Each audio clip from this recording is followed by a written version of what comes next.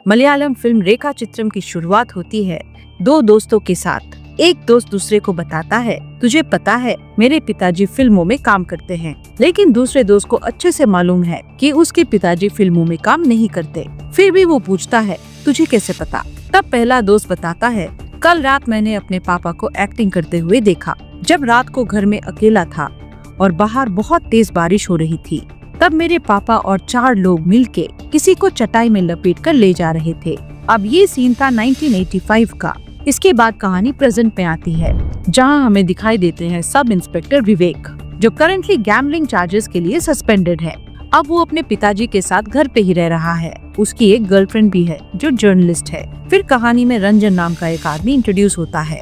रंजन के घर में कोई भी नहीं है। उसका बेटा भी उससे ठीक से बात नहीं करता। अगले दिन सुबह रंजन अपनी ड्राइवर के साथ कहीं जा रहा है। रास्ते में रंजन ड्रिंक करता है। फिर ड्राइवर से कहता है, मुझे यहीं छोड़ दो। वो जंगल के अंदर चला जाता है। उसका ड्राइवर वहीं रुक जाता है। फिर रंजन एक पेड़ के नीचे बैठ जाता है, लेकिन उसकी तबीयत कुछ ठीक नहीं है। उसके मुंह से खून निकल रही है। फिर रंजन अपना मोबाइल निकालता है कुछ रिकॉर्ड करने के लिए। वो कहता है, सालों पहले मैंने एक बड़ी गलती की थी और मुझे आज भी उसका पछतावा है। लगभग 40 साल पहले मैंने इसी पेड़ के नीचे एक बॉडी को दफनाया था। इस काम में मेरे साथ 4 लोग थे।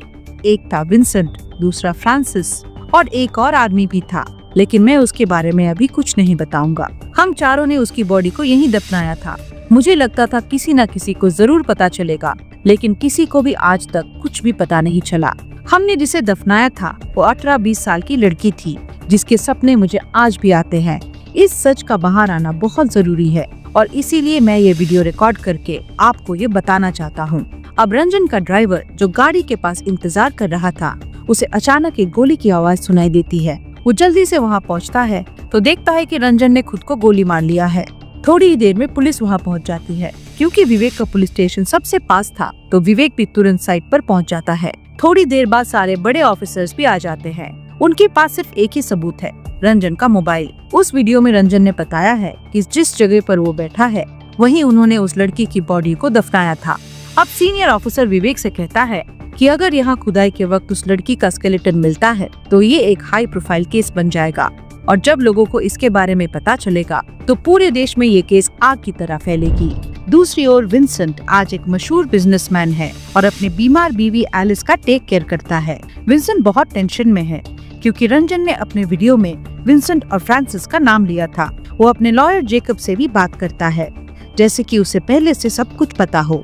लेकिन दूसरी ओर फ्रांसिस को अभी नहीं दिखाया जाता। इसके बाद खुदाई का काम स्टार्ट होता है। बहुत सारे लोग आ जाते हैं और फॉरेस्ट डिपार्टमेंट की टीम भी वहाँ आती है। खुदाई काफी टाइम तक चलती है, लेकिन अब तक कोई स्केलेटन नहीं मिलता। इतने में विवेक की नजर एक चटाई पर पड़ती है, शायद वही चटाई जिसमें एक लड़की की बॉडी लपेट कर दफनाई गई थी। ये देखकर विवेक खुद खुदाई करने लगता है और सब कुछ ध्यान से नोटिस करने लगता है। खोदते खोदते उसे लड़की का स्केलेटन मिल जाता है, यानी कि रंजन ने जो कहा था वो बिल्कुल सच था। और अगर रंजन सच बोल रहा था तो इसका मतलब विंसेंट और फ्रांसिस इस क्राइम के गिल्टी हैं। लेकिन अगर इस सब का कोई प्रूफ नहीं मिलता तो विंसेंट को क्लीन चिट मिल जाएगा। अब फॉरेंसिक डिपार्टमेंट के पास स्केलेटन पहुंच जाती है। रिपोर्ट में पता चलता है कि स्केलेटन 18 साल की लड़की का है और उसके पैरों में एक पायल भी थी। इसके बाद पुलिस एक स्पेशल टीम बनाती है। विवेक का सस्पेंशन खत्म करके उसे भी टीम में इंक्लूड किया जाता है, क्योंकि उसने क्राइम सीन पर अच्छा काम किया था। अब विवेक इन्वेस्टिगेशन शुरू करता है। 1985 में जो लड़कियां एरिया में गायब हुई थी, उनके बारे में जांच करने लगता है। वो उनके घर जाकर पायल दिखा के लड़की के बारे में पूछता है। ऐसे विवेक कई दिनों तक करता है, लेकिन केस पुराना था और उसे इस पायल के बारे में कोई इन्फॉर्मेशन नहीं मिलती। इसके बाद विवेक विंसेंट को पुलिस स्टेशन बुलाता है और उससे पूछताछ करता है। वहाँ विंसेंट कहता है, ऐसा भी तो हो सकता है कि रंजन मुझे फंसाने के लिए झूठ बोल रहा हो। आपके पास मेरे खिलाफ कोई सबूत नहीं है जिससे आप कह सको कि मैं उन लोगों के साथ था। रंजन ने बोला और आपने मान लिया, ऐसा कैसे हो सकता है? अगर आपके पास पक्के सबूत नहीं होंगे तो आप मुझे अरेस्ट भी नहीं कर सकते।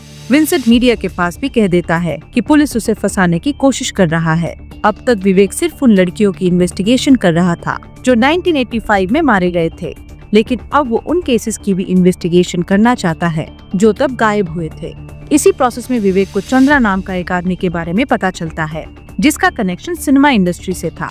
चंद्रा बताता है कि उस टाइम सुपरस्टार ममूटी की फिल्म्स में वो जूनियर आर्टिस्ट का काम करता था और जूनियर आर्टिस्ट को सेट्स पर ले आने का काम करता था। वो कहता है, एक बार मैं एक लड़की को लेकर आया था, उसके चेहरे पर एक अलग ही नूर था। वो मम्मूटी की बड़ी फैन थी और हीरोइन बनना चाहती थी। जब मैं उसे लेकर आया तो सब लोग उसकी परफॉर्मेंस से इम्प्रेस हो गए। उसने बताया कि लड़की का नाम था रेखा और एक पुरानी रिकॉर्डिंग से उस लड़की का फुटेज भी दिखाया। अब कहानी फ्लैशबैक में चली जाती है, जहां रेखा की एंट्री होती है। रेखा एक जूनियर आर्टिस्ट थी और मम्मूटी की हीरोइन बनने के लिए इंडस्ट्री में आई थी। उसे जो भी छोटा मोटा काम मिलता था वो कर लेती थी और ऐसे ही एक छोटे रोल में उसे एक बार मम्मूटी की एक फिल्म में एक नन का बैकग्राउंड कैरेक्टर मिला था। अब विवेक पता करने लगता है कि 1985 में ऐसे कौन सी फिल्म बनी थी। वो यूट्यूब पर भी उस फिल्म को ढूंढता है और उसमें उसे कुछ इंटरेस्टिंग फैक्ट्स मिलते हैं। एक डायरेक्टर कमाल सर उस फिल्म और रेखा के बारे में बात कर रही हैं। इसके बाद विवेक कमाल सर से मिलने जाता है और उस टाइम के बारे में पूछता है। कमाल सर बताते हैं कि रेखा जूनियर आर्टिस्ट जरूर थी, लेकिन उसकी डिमांड थी। लेकिन एक सॉन्ग के शूटिंग से वो बीच में से ही गायब हो गई थी। उसके बाद किसी ने उसको नहीं देखा और उस वक्त में लोगों ने उसको बहुत ढूंढा था। फिर हम देखते हैं चंद्रा की डेड बॉडी। सबको लगता है कि चंद्रा शराब पीकर गिर गया होगा, लेकिन सच ये है कि इसके पीछे विंसेंट का हाथ था।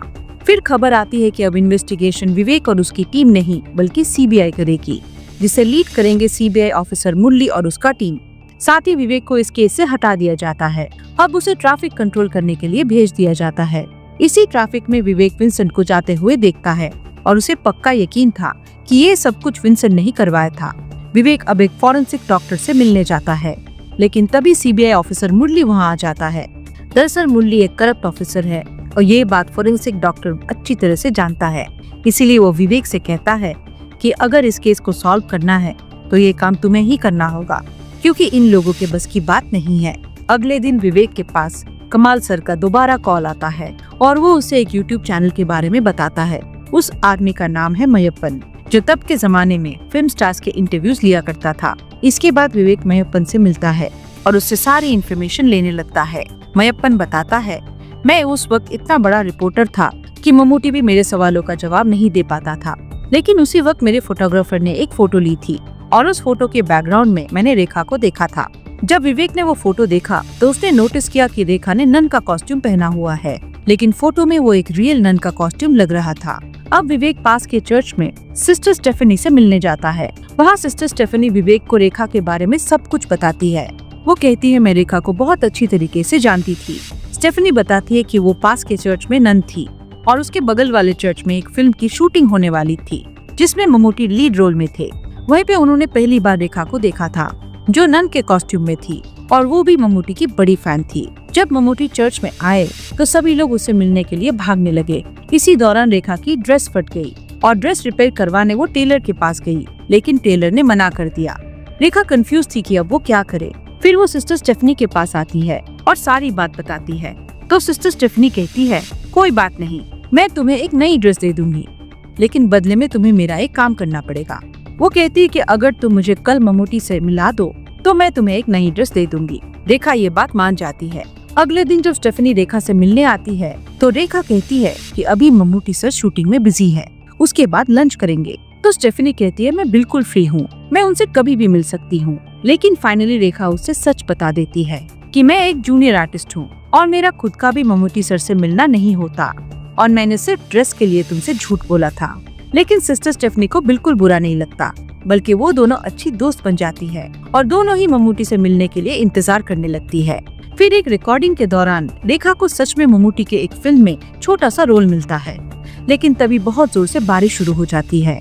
ये देखकर स्टेफनी रेखा को चर्च में ले जाती है और सबको इंट्रोड्यूस करके बताती है कि ये लड़की फिल्मों में काम करती है और बहुत अच्छी है। सब लोग रेखा को देखकर सोचते हैं कि लड़की बहुत भोली भाली है। स्टेफनी रेखा से कहती है, बहुत तेज बारिश हो रही है और तुम्हारा अभी बाहर जाना सही नहीं होगा, तुम आज रात यहीं रुक जाओ, तुम्हारे सोने का अरेंजमेंट भी कर दिया गया है। फिर सब साथ में डिनर करते हैं और सो जाते हैं। लेकिन अगली सुबह सब शॉक में आ जाते हैं, क्योंकि रातों रात चर्च की तिजोरी से बहुत सारा सोना और पैसा गायब हो गया था। उसके साथ रेखा भी गायब हो चुकी थी। तो ये सारी चोरी का इल्जाम रेखा के ऊपर आता है और स्टेफनी के ऊपर भी, क्योंकि वही रेखा को यहाँ लेकर आई थी। अब प्रेजेंट में स्टेफनी विवेक को कहती है कि मुझे नहीं पता रेखा ने ये सब क्यों किया, लेकिन मुझे रेखा के बारे में पता करनी है। और क्या उसका नाम सच में रेखा है ये भी जानना है। दूसरी तरफ विंसेंट के पास भी ये सारी इन्फॉर्मेशन पहुंच जाती है। जैसे जैसे विवेक सब लोगों से मिल रहा था वैसे वैसे विंसेंट के पास भी सारी इन्फॉर्मेशन पहुंच रही थी। अब विवेक अपनी जर्नलिस्ट गर्लफ्रेंड से मदद लेता है। वो कहता है कि रेखा के लिए एक आर्टिकल न्यूज़पेपर में छपवाना होगा। उसकी गर्लफ्रेंड मान जाती है। आगे विवेक को कुछ लोगों के बारे में पता चलता है जो काफी दिनों से राजेंद्र सर को ब्लैकमेल कर रहे थे। विवेक उन लोगों का पता लगाता है और तुरंत उस जगह पहुंच जाता है। मालूम पड़ता है कि ये दोनों राजेंद्र सर को ब्लैकमेल कर रहे थे। उनका नाम है विनु और गोपाल, दोनों दोस्त है। यहाँ विनु विवेक को बताता है कि दरअसल हमें एक राज मालूम है, वही राज जिसे हमें फिल्म के शुरुआत में देखा था, जहाँ विनु अपने दोस्त गोपाल से कह रहा था कि उसके पिताजी पहले फिल्मों में काम करते थे और कल रात उसने उन्हें 4 लोगों के साथ एक्टिंग करते हुए देखा था जब वो किसी को लेकर जा रहे थे। लेकिन जब गोपाल ने ये सब सुना था तो शायद उसे लगा कि ये सब एक्टिंग है, लेकिन जब ये सीन किसी भी मूवी में नहीं देखा तो उसे समझ आ गया कि शायद कुछ और है और असल में एक क्राइम था। वेनु के पिता बेबी की तबीयत काफी खराब रहती थी, लेकिन उसने सब कुछ बता दिया था कि वो इस क्राइम में शामिल था। बेबी ने बताया कि उन चारों ने मिलकर एक लड़की को दफनाया था। अब कुछ दिनों बाद बेबी की भी मौत हो जाती है। इसी वजह से वेनु और गोपाल राजन सर को ब्लैकमेल करने लगते हैं। विवेक ये सारी बातें एसपी को बताता है और कहता है कि वेनु और गोपाल गवाही देने के लिए तैयार है। अगर ये केस हमें मिल जाए तो हम इसे सॉल्व कर सकते हैं। एसपी उससे कहता है मैं ऊपर तक बात कर लूंगा, तुम वेनु और गोपाल को लेकर आओ। विवेक उन दोनों को लेने के लिए जाता है, लेकिन जब वो वहाँ पहुँचता है देखता है कि वेनु की डेथ हो चुकी है, उसने फांसी लगा ली है और गोपाल एक तालाब में मरा हुआ मिलता है। तो ये केस और भी ज्यादा कॉम्प्लिकेटेड हो जाती है। अब विवेक को रियलाइज होता है कि सबके पीछे विंसेंट का हाथ है। तभी विवेक को पता चलता है कि राजन सर ने विंसेंट और फ्रांसिस का नाम लिया था। राजन ने बेबी का नाम नहीं लिया था क्योंकि बेबी उनके मरने से पहले ही मर गया था। विवेक ने फ्रांसिस के बारे में कई जगह पूछताछ की थी, लेकिन उसे फ्रांसिस के बारे में कुछ भी नहीं मिला। लेकिन अब विवेक को फ्रांसिस के बारे में सब कुछ पता चल चुका है। विवेक फ्रांसिस के पास एक फोटो लेकर जाता है और कहता है ये आप ही है और 1985 में भी आपने कुछ ऐसा ही किया था जिसकी वजह से हम आज यहाँ हैं। फ्रांसिस भी विवेक को सब कुछ बता देता है कि मैं उस वक्त की सारी बातें जानता हूँ। वो गुनाह हम 4 लोगों ने मिलकर किया था, लेकिन असली गुनहगार कौन था मैं तुम्हें बताता हूँ। फिर फ्रांसिस एक चर्च के बारे में बताता है जहाँ स्टेफनी भी काम करती थी। उसी चर्च में पुष्पा नाम की एक मेड थी और एक और आदमी था बकाचंद। बकाचंद भी चर्च में काम करता था। जो चर्च के ओनर थे वो बकाचंद पे बहुत ज्यादा भरोसा करते थे। डोनेशन में जो पैसा आता था वो बकाचंद ही चर्च के सेफ में रखने जाता था, लेकिन जब भी वो पैसा रखने जाता तो कुछ पैसा निकाल लेता था। एक दिन पुष्पा ने ये देख लिया। अभी पुष्पा का मुंह बंद करने के लिए बकाचंद ने उसे कुछ पैसे दे दिए। इस तरह से उनकी पहली बार मुलाकात हुई और धीरे धीरे दोनों एक दूसरे के क्लोज आ गए। अब वो मिलकर चर्च के और भी काफी सामान और पैसा चुराने लगे। लेकिन पुष्पा ने एक बहुत बड़ा प्लान बना रखा था। वो बकाचंद से कहती है कि अभी तक हमारे हाथ उस मेन तिजोरी तक नहीं पहुंची जहां सारा पैसा रखा होता है। दरअसल वो दोनों मेन तिजोरी लूटने वाले थे और वहां से भाग जाने वाले थे। इसीलिए पुष्पा ने उस तिजोरी की नकली चाबी बना ली थी। अब पुष्पा सही वक्त का इंतजार कर रही थी। तभी सिस्टर स्टेफनी से पुष्पा को पता चला कि रेखा नाम की एक लड़की चर्च में आने वाली है और आज रात यही रहेगी। तो पुष्पा इस मौके का फायदा उठाना चाहती थी। जब रात को सब लोग डिनर करने वाले थे, पुष्पा ने खाने में नींद की गोलियां मिला दी। वो खाना सबने खा ली, सिर्फ रेखा ने नहीं खाई। लेकिन पुष्पा तो रेखा को किसी भी हाल में साइड करना चाहती थी। इसीलिए जब रात को रेखा सो रही थी, पुष्पा ने उस पर अचानक हमला कर दिया और रेखा को जान से मार दिया। अब बात थी उसकी बॉडी को ठिकाने लगाने की। जब बेबी और बकाचंद उसकी बॉडी को डिस्पोज करने जा रहे थे, तब फ्रांसिस और रंजन ने सब कुछ देख लिया, लेकिन उन्हें पैसा देकर चुप करा दिया गया और धमकी भी दी गई कि अगर उन्होंने बात नहीं मानी तो उन्हें ही इस केस में फंसा दिया जाएगा। तो उन्हें बात माननी पड़ी। अब रेखा की बॉडी को जंगल में ले जाया गया और एक पेड़ के नीचे दफना दिया।